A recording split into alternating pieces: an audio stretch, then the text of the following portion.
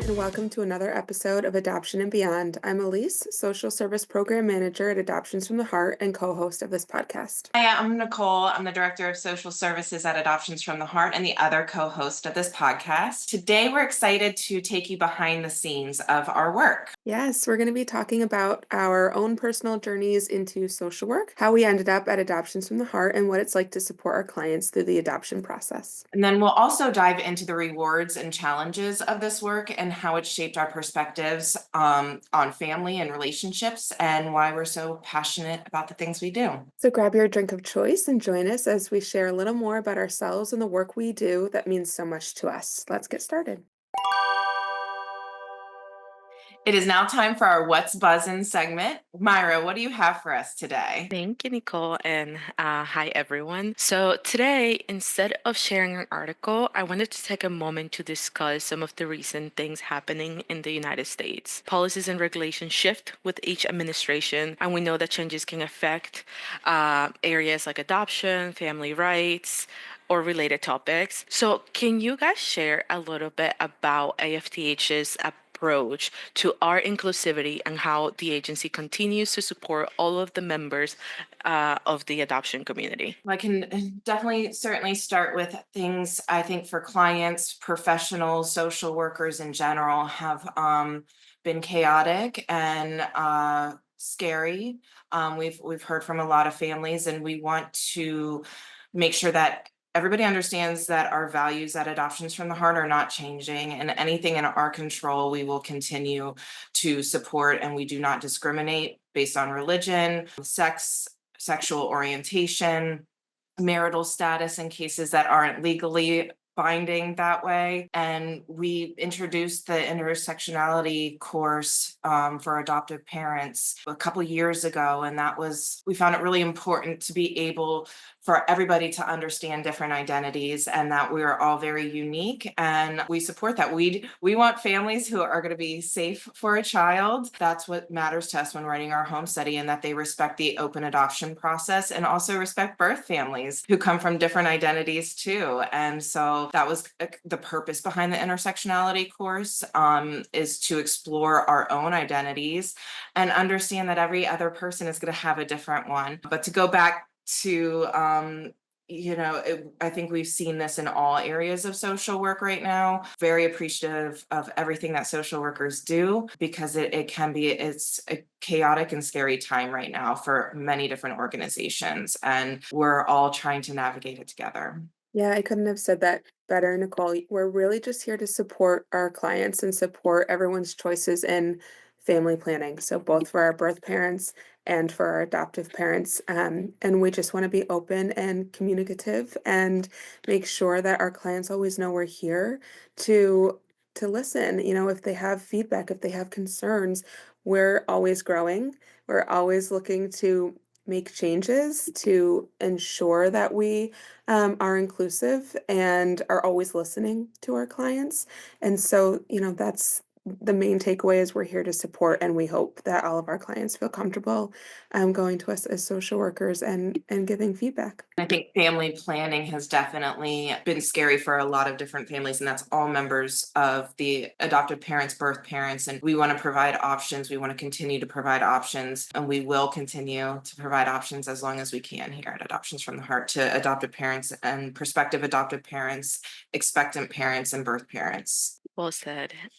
Thank you, guys. And we can go back to our conversation. We can start our episode today, as Alyse and Nicole had mentioned. We're going to learn a little bit more about them, their personal lives, their work as social workers, and things that they have done at Adoptions from the Heart. So I'm going to start with you guys sharing a little bit about your background. How do you guys get involved into social work, and what sparked your interest in this field? Yeah, well, many years ago, for me at least, this was right after Hurricane Katrina, probably a year or two after Katrina. I went down to New Orleans with a group, mostly working with Habitat for Humanity to help with a lot of the rebuild. But of course, down there was also FEMA and the Red Cross and Salvation Army, and working with all of both government agencies, but also just a lot of nonprofits. It was probably the first kind of immersive experience I had had with nonprofits in general and just doing work giving back.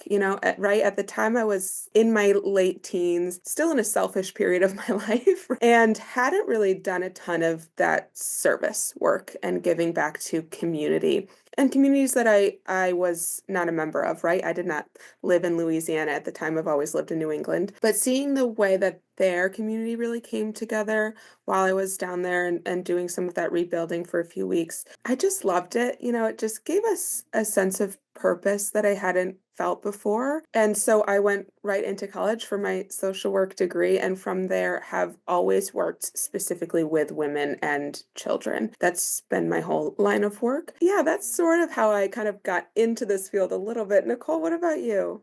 Yeah, I was my growing up, my parents were really encouraging and very action based on volunteering and giving back to the community and doing things like that. So that's where I started. And then going into college and picking a major, not knowing what I wanted to do with my life, I was like, okay, human services sounds good. Like I can find something in there that would work for me. And I just love the courses and really enjoyed talking about intake process and crisis counseling and all of the amazing courses, grant writing, all of the things that we learn in our programs. And then I had to do an interview for a course before my internship. I had to do an interview with a social worker and just ask about their job, ask about what it looks like, what populations they serve, and how they do that.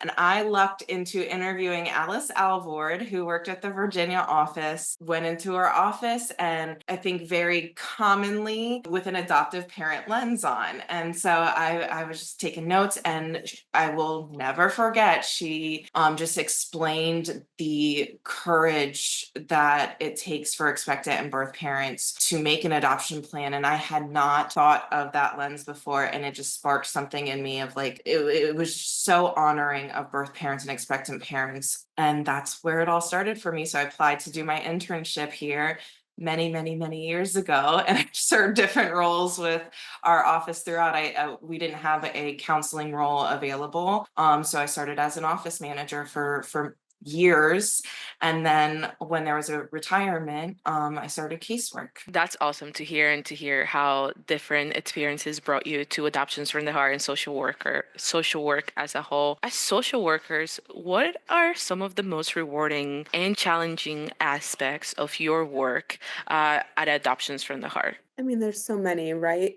You you always think about challenges because there's daily challenges in this work, of course, but rewards, I mean, there's of course so many, but for me, it's when, you make a placement and 6, 7, 8 years ago, you see that kiddo and they're grown, they've grown up and they're just a whole new little person. And it's just amazing to see that. And that's why I love our picnics and our gatherings so much, because you get to not only see them and how they are with their family, but also a lot of times you're getting to see reunifications with their birth mother, father, parents, whoever might be involved, and watching that relationship grow year after year, both for the adoptive parents and birth parents, but as well as, the child. It's just amazing. And we see so often those relationships really evolve from like, doing the yearly picnic to now they're meeting up on their own at a restaurant, a few times a year, and they have a place that they like to go to, and their kiddo gets excited about it. And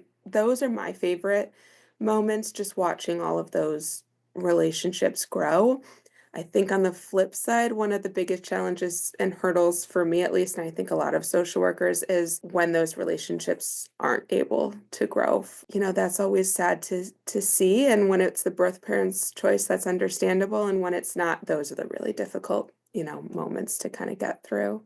What do you think, Nicole? Definitely, I agree. And speaking of the picnics and everything, it's so wonderful to see that throughout the years. And then sometimes I'll get an email years later of, oh, we actually went to Busch Gardens with each other. We're not doing the picnic this year. Or I have a family that goes on vacations together. And it brings me back to those moments. And I'm like, oh, I want to see pictures. Please share with me.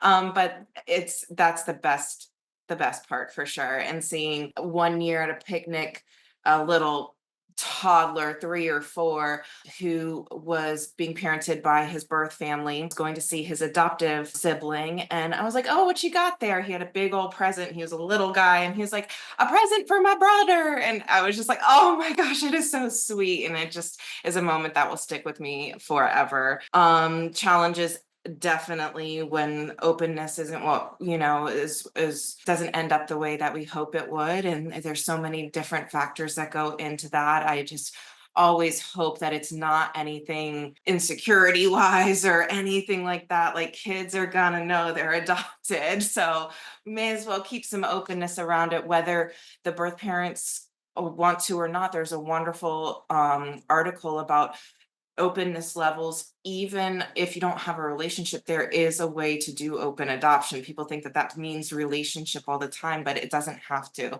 Being open and honest with your children. I could say, personally speaking, one of the challenges, especially in my role years ago as a adoption counselor, was splitting on call time with other social workers or counselors. And I mean, just 50-50 for the most part of, am I going to get a call on Christmas Day to go to the hospital, and weekend nights, always being there and ready, and also, being able to create, like, hey, I'm going here, so this, being able to work in our office to be able to make sure that we get our personal time as well, and be able to see our families and go on vacations and do all of the things that social workers and counselors deserve to do too. But that was really hard for me personally for a while. But then, even when you're like, "Oh, it's Friday at 6, I'm taking the exit to get home," that really happened. And I turned around and went to the hospital, and to be there with a parent, and like, one of the hardest parts of her life was just like, it's all worth it. So, but it is a challenge for sure. Over the years, what have you seen in the adoption process evolved, and how has it impacted your approach as social workers? Think we've seen a lot of evolution, which is wonderful. You don't want to stay stagnant, of course. For us in our agency, a lot of it has been learning, just learning more, right? Learning more about, Nicole was just talking about intersectionality, learning more about transracial adoption, and then also being able to provide all of that education to our clients, right? Because that's so important. They're the ones out there parenting. I think it's ever evolving. I don't think we'll ever stop. I hope we'll never stop evolving and we'll never stop learning. We just like everyone else in the world can always do better, can always learn more. But what I love about our agency is that we really take actionable steps to do that, and we stand behind that. And we don't just wait for information to come to us. We're out there seeking it and learning more and educating ourselves so that we can do better by our clients. And I just think that's so important and so vital when we really are holding people's lives in our hands, right? Children are counting on us, their birth families, and their adoptive families, and we have to do right by them. Nicole, what about you? What do you think? Absolutely. And two things that stick out to me over time, since when I first started and now, is the evolution of what prospective adoptive parents can choose. Of course, we want parents to be able to have children that, they can take care of, and their needs and different things that come up. But we used to have parents that were able to put 0 visits down on their profile key, and it just did not align with our open adoption. And you see that evolve through time, and now there's minimum requirements, because we want to find families that are going to fulfill the things that we work hard for and we believe in and our values. So taking things like that off is one of the biggest things. And also, me personally, and also, not everybody's going to agree on everything at all, and that is very difficult to navigate, Myra, because there's just so many different experiences in life, even by counselors and social workers who work at the same agency and believe in the same values. So I do want to say that is a challenge as well. But I personally, taking the gender selection off of our key was a huge evolution, and I supported that wholeheartedly. Definitely. And just as the agency has evolved, I'm sure you guys have evolved in your personal lives. And I'm sure as social workers in the adoption field, adoption has impacted your lives because just as, I mean, me who is not a social worker, just being part of an adoption agency has impacted my life in different ways. And I have learned so many different things. So I'm sure for you guys has been the same. So how has your personal life impacted the work that you do as mothers, as a foster mom? Like I know, Nicole, you have mentioned before in other episodes that you're a foster mother. How has social work and working at adoption agency has impacted your personal life and what you do outside of work? Yeah, thank you, Myra. Life definitely professionally and personally has evolved throughout the years, and they've impacted each other in so many ways. I found a passion for, but I wasn't ready when I was really young to work in child protective services. I didn't feel like I had that the ability at that time to go remove children from homes and see abuse and neglect all the time, because that's not what we see here. And so I wasn't ready for that, but I found myself through the years. I was like, I love being at Adoptions from the Heart, but when people call and are open to older children, I have a passion to talking to them and say, like, these children are in need of homes. And so eventually I wanted to put my money where my mouth was. And I was like, okay, I'm going to do it. And as a single person, that was a huge decision in my life. And that was, I believe, 2017 or 2018. But I did make the decision to start out with respite care. So I was just doing, if a foster family was vacationing and the child had a visit or for some reason couldn't cross state lines, whatever the case may be. Most children go on vacation with their foster families.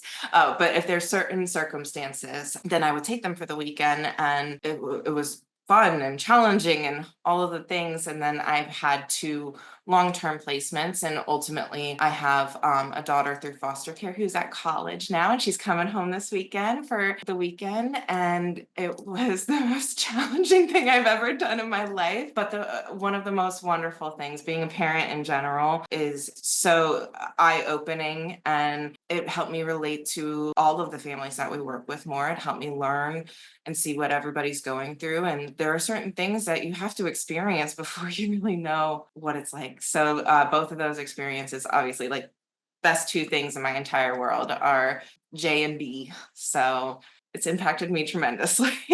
Yeah, I agree with Nicole. I mean, I just think, Nicole and I both had children in the last, almost 2 years now, which is crazy to think about. And there's no way it couldn't impact your work and vice versa, right? I think that becoming a mom, it made me so much more empathetic for birth parents and having to make that decision that you just cannot parent your child and you want to do what's best for them, and that's why you make an adoption plan. I've talked about that in past episodes that I had to do a little self work before coming back to work and being able to successfully work with birth parents because it was so emotional to have to think about that choice. But then it also is, parenting is the best part of my life. And so then you also have even more empathy for prospective adoptive parents that are trying to grow their family and want nothing more than to be parents. And so that's the greatest takeaway is it's just given me more empathy for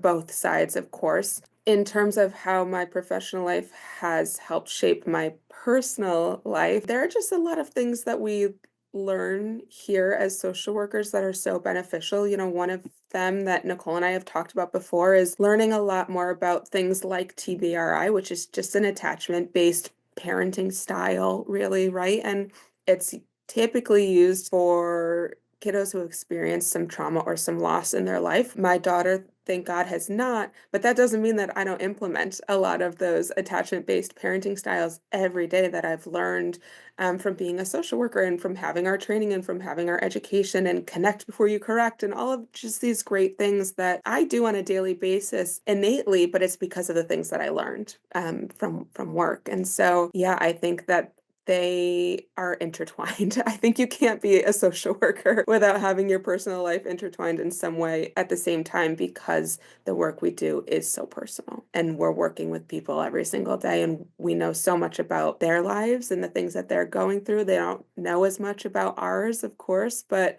you take all that home with you, whether you want to or not. So, that can be hard sometimes, but it can also be so quite beautiful and so rewarding as well. I agree. I just became a mom not long ago, so I can definitely relate to that feeling of just like having more empathy for birth parents after coming back and having like on how emotional it is. So I can't even imagine how much more emotional it will be to actually have like be working with a expectant parent after giving birth and going through all that and just like understanding how difficult that decision really is to place your child for adoption. So I can 100%. So you mentioned something about taking work home and just like it affects as a social worker, there's no way to separate those things. What are some of the things that you guys do to like help maybe not separate because as you said you can but just like help you just kind of like decompress when you get home, kind of just be like let me be outside of work and do my thing and be with my family and not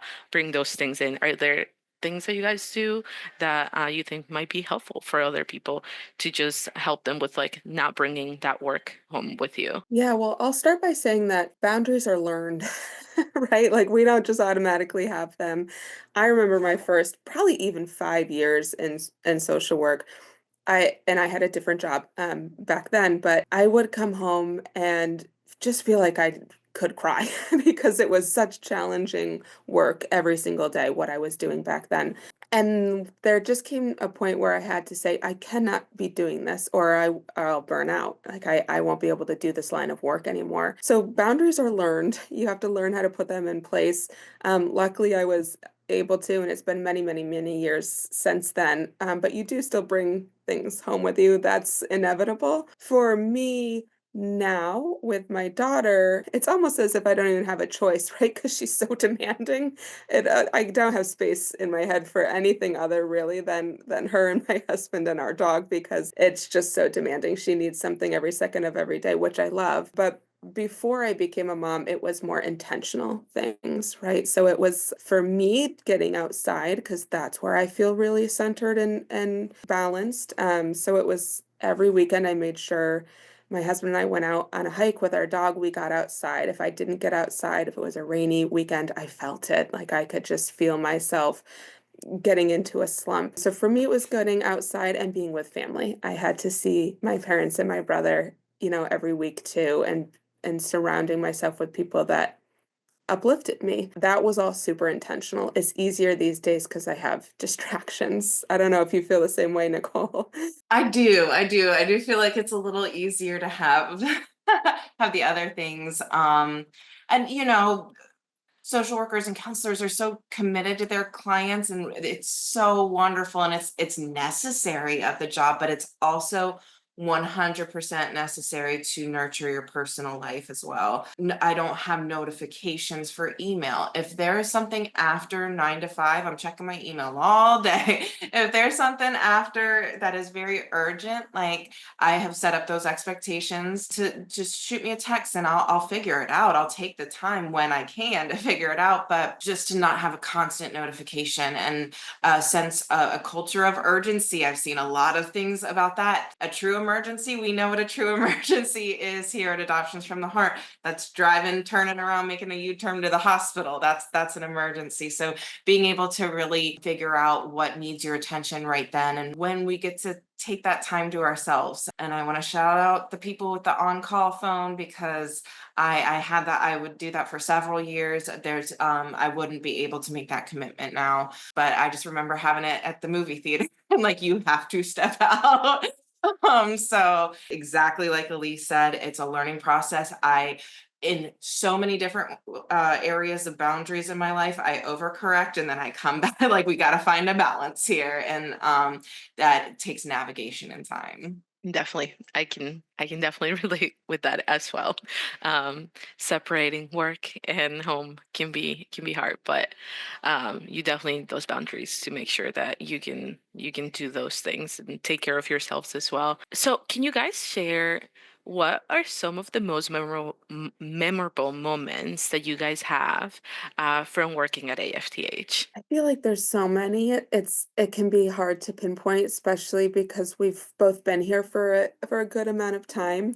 But for me, I have a family in particular that has adopted more than once through us, and had a really hard road the second time around and experienced everything that could have possibly been thrown at them, long wait times, disruptions, disappointments. Seeing them finally placed with their second child, I remember going to their home visit. It was their first or second home visit, and they said, "Wow, we just feel like we can breathe because we've been doing this process for now, between their first child and their second, it had been like 7 years of just trying to build their family." And I remember them looking at me and saying, "We just feel complete now." And how beautiful that was that, yes, it took them longer than expected.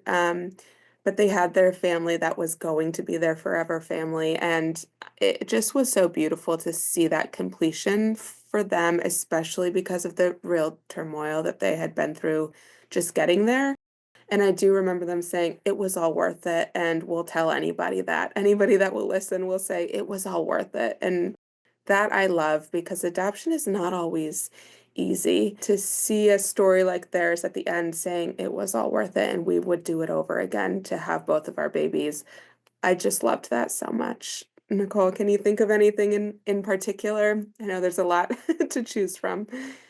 Definitely. I had thought of a family similar, and their growth and openness was very, very, it took years, and to see now is just so wonderful, and they share a lot. I will say when it has worked out, if I'm going to I worked with one mom who had severe disabilities, and she happened to go into labor. I think it was probably like a Monday morning, and I went to the hospital to go support her and talk to her. We had worked on a lot of paperwork before. She was alone in the hospital, and it was a very fast delivery, and it was something that I was not leaving that delivery room, and I was not leaving her alone.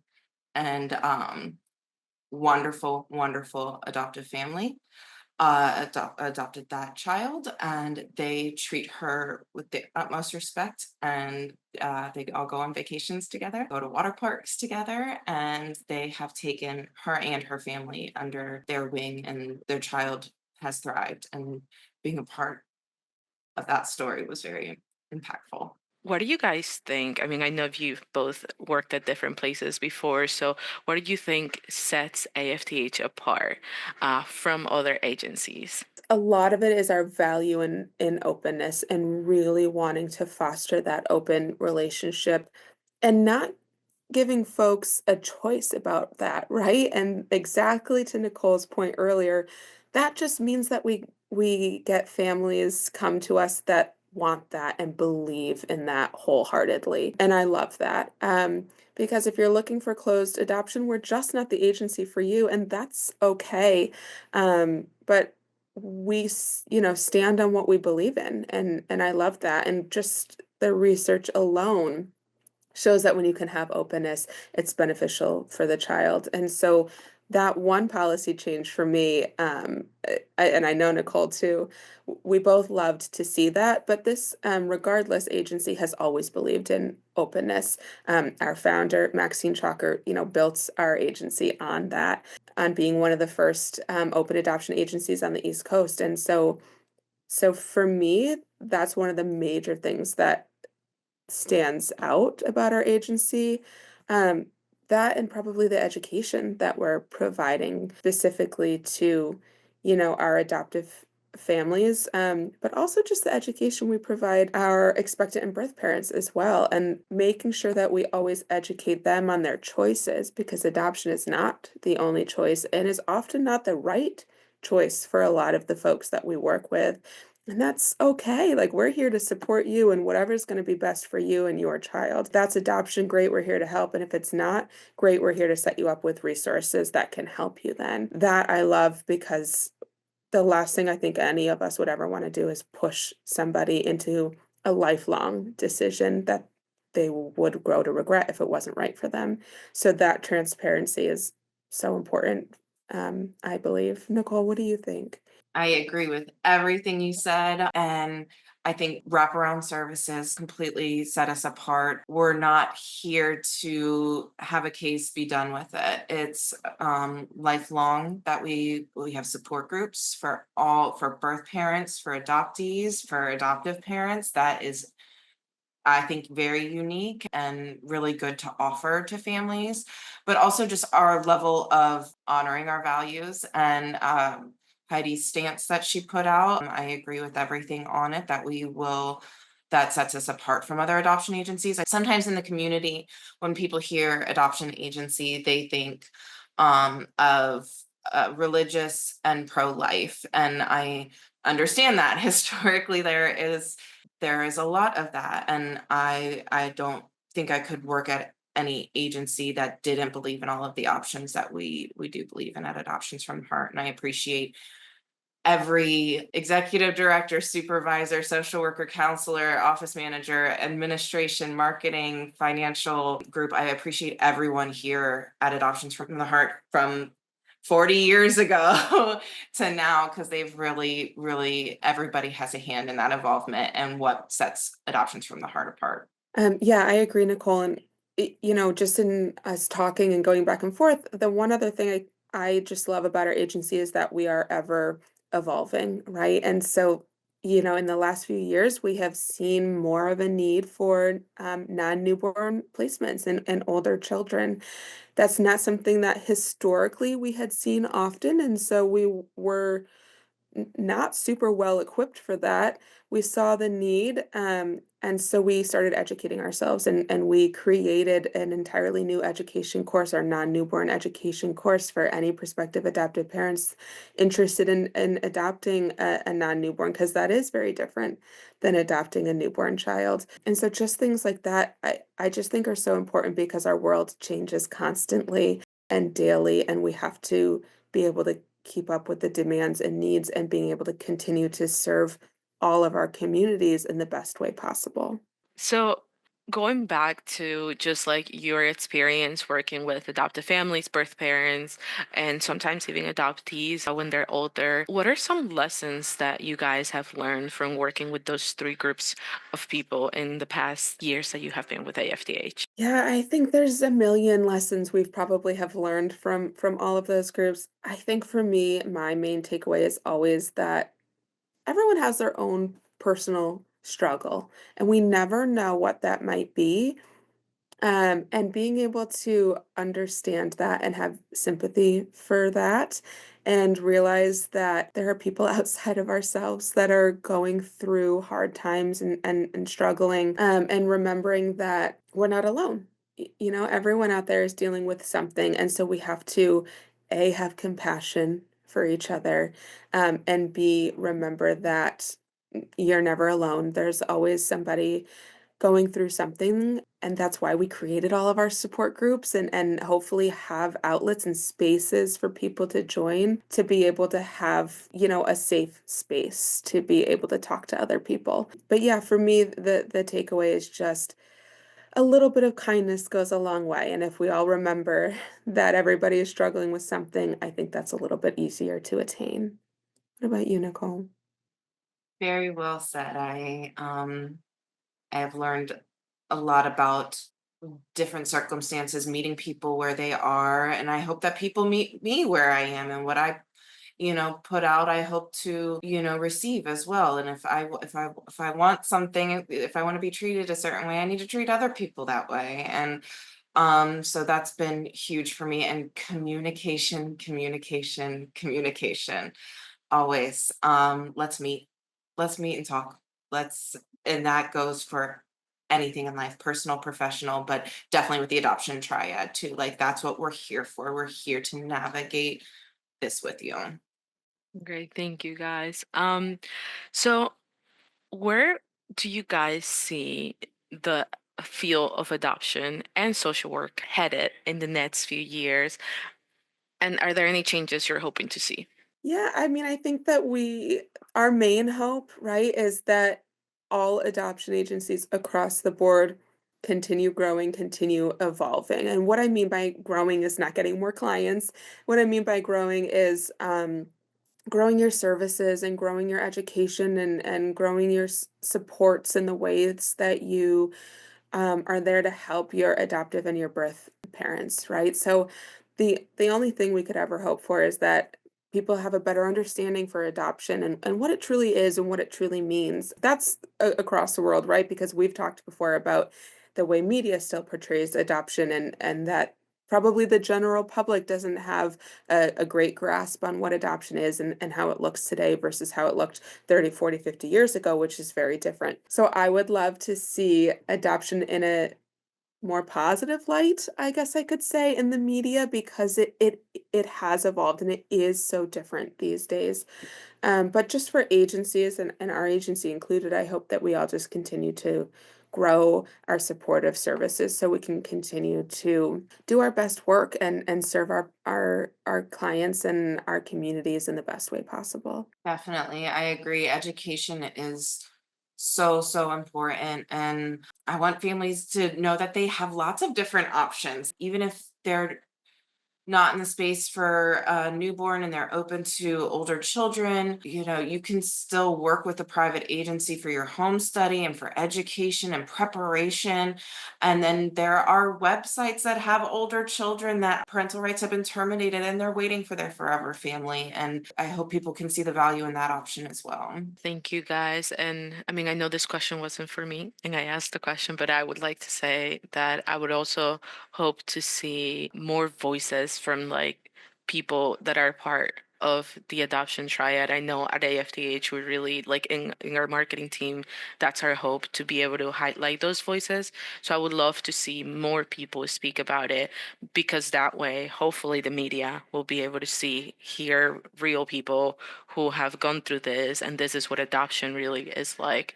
So I would say that's my hope, even though the question was not for me.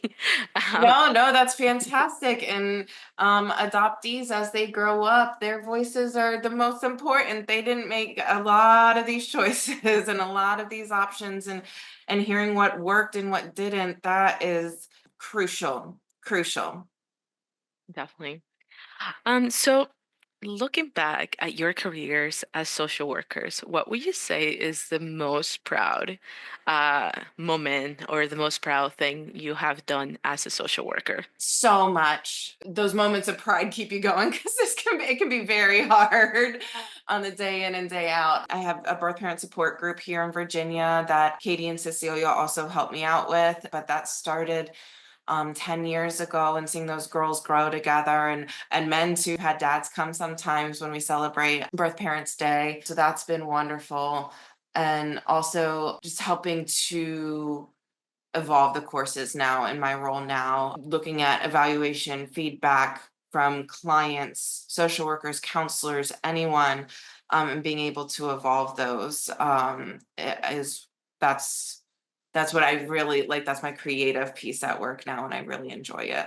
Yeah, I agree with you, Nicole. I think what's great, especially about what I'm doing now is both social services program manager, but I also still am a supervisor and I still have a lot of social work aspects to my job. And so I have a foot in many different places. And for me, that helps give me perspective, honestly. And that I love. It helps me understand the broader agency and our policies and why those are so important. And then I still have my social work hat where I am out there doing emergency placements and I am meeting with clients and I am on call and I'm doing all of that as well. And I love my client work, but I also love, just like Nicole said, like getting into things like our education courses and making a difference there for our families. And so I definitely for me it's just this broader aspect of I like juggling multiple roles, and I'm really lucky that I get to do that here. And for me, that is my biggest accomplishment, I think, is just being able to say, I can do these three things at once. And yes, I'd love to give more time to each and every one of them, but I'm doing that. And that for me is an accomplishment because I am not traditionally a multitasker. So that's been great for me and my own personal growth. Just to finish off our conversation, for those who are considering adoption, whether they're adoptive parents, birth parents, or even social workers who are looking to work in the adoption field, what is one piece of advice that you would like to leave them with? I think part of it is you need to have some thick skin and toughen up a little bit if you're gonna work in social work. I think a lot of us that are social workers are bleeding hearts, right? And we get into that. for that reason, because we are compassionate. That also can mean sometimes we're a little sensitive, and that can be hard when you are working with people and working in social and human services, certainly. But beyond that, being able to grow your own scope of compassion and empathy is the most important. And coming at every situation, realizing that somebody's dealing with something and you're there to try and help them navigate that. So I think a lot of what we deal with is we can feel attacked sometimes by certain individuals because they're having a bad day.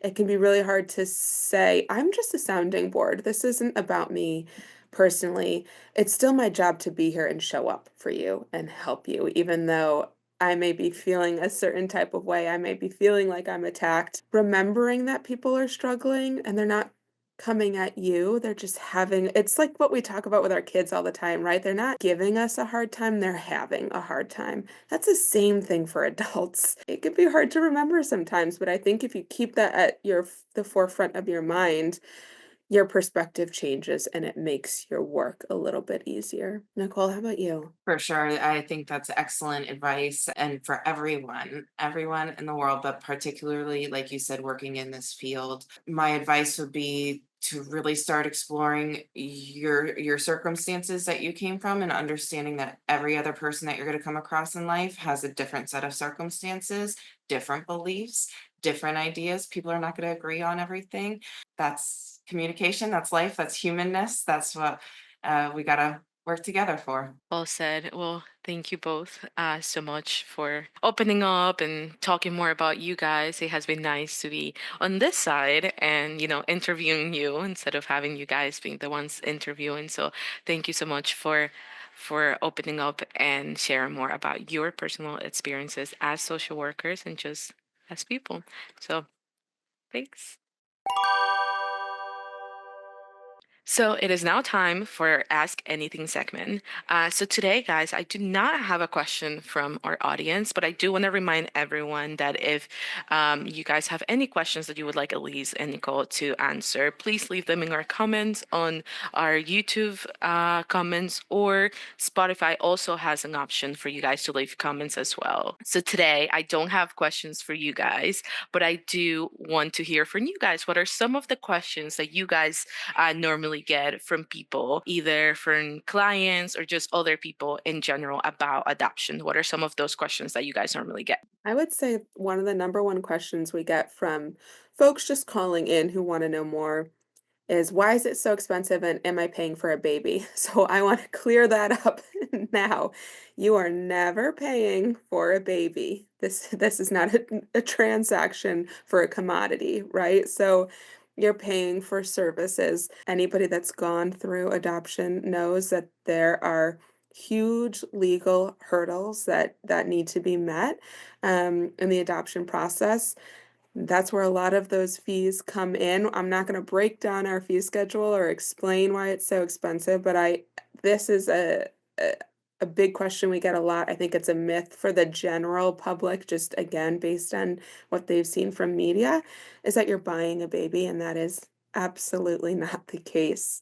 Nicole, what are some things that you hear often? I know that's a big one that we all get, but what can you think of? Yeah, and to answer to why it's so expensive as well, is understandably we do not get funded by federal and state government because there are so many children in foster care that need homes, and those resources have to go to those children in need. So this is kind of it's just a different process for being able to have offices and have social workers and counselors. I would say something I get just out in public a lot. I'm very careful about who I share what I do with when they ask. Like if it's somebody doing my hair or somebody out at the grocery store, or even an acquaintance, about talking about adoption, because usually the first thing that happens is how wonderful adoptive parents are and how I could never put my baby up for adoption, which is not the language that we use. And that if I'm in the place to educate or, take time or just walk away. I use our WISE education that we talk about in non-newborn and transracial adoption courses, um, about how that's not how it is. And, exactly, you couldn't imagine doing that. So let's have some respect for the people that are in that position. So that's just more of one of the frequent like cringes. Yes, I can imagine you guys get lots of crazy questions. But thank you. Thank you guys for sharing that. And we will now get back to our conversation. I know you shared a lot of thoughts throughout this whole episode, but Elise, do you have any parting thoughts for us today? Is there anything you'd like to share? Yeah, I mean, we talked about so much, and I think for me, it's just for anybody listening that's not currently a member of, the adoption triad. I just hope you will continue to educate yourself and the people around you because I still think that most of the general public are pretty misinformed about adoption and what it is and what it means and how it works. And I think that especially if you're somebody listening that knows somebody going through this process and in any facet, it's especially important to educate yourself further so you know how to support those people in your life as well. So that would be my like greatest wish, right? Is that people in general were just more informed about what this process looks like. What about you, Nicole? Definitely. I agree wholeheartedly. And we have an episode about supporting family members, and I, I think that's wonderful. And I share that sentiment with your fellow social workers and counselors in your lives. Taking that piece to how can I be supportive of you? I know that it seems like this, can be a stressful job. Like, how can I be supportive of you? So, in honor of National Social Worker Month, like, just not making assumptions about anything that anybody else is going through, and communication. But if somebody doesn't want to talk about it, also they don't want to talk about it, and that goes for clients, and social workers alike. So, just being there to support personally and professionally. Thank you so much for joining us today on Adoption and Beyond. We hope our conversations gave you insight into the work we do and why we're so passionate about supporting families through the adoption journey. If you enjoyed this episode, please be sure to subscribe and leave us a review. We'd love to hear your thoughts and any questions you might have. And don't forget to check out our past episodes for more stories, insights, and helpful advice from the world of adoption. Thank you again for listening, and we look forward to connecting with you in our next episode.